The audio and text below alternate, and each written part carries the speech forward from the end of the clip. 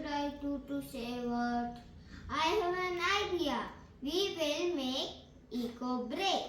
What is Ecobrick? My name is Ecobrick. I study in 2nd C. Today I am going to tell you what is Ecobrick. Ecobrick is one bottle filled of plastic.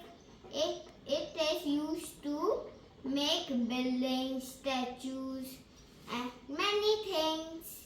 Let's start making Ecobrick. I have clean plastic. I am putting one by one in bottle. See.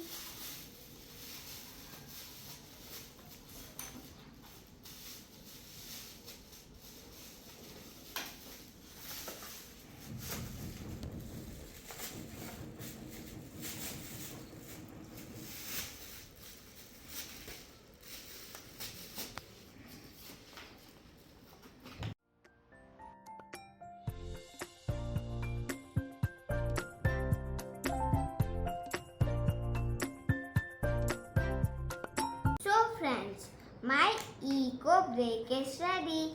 I followed 3R rules. Reduce your plastic waste, reuse and recycle as Ecobrick.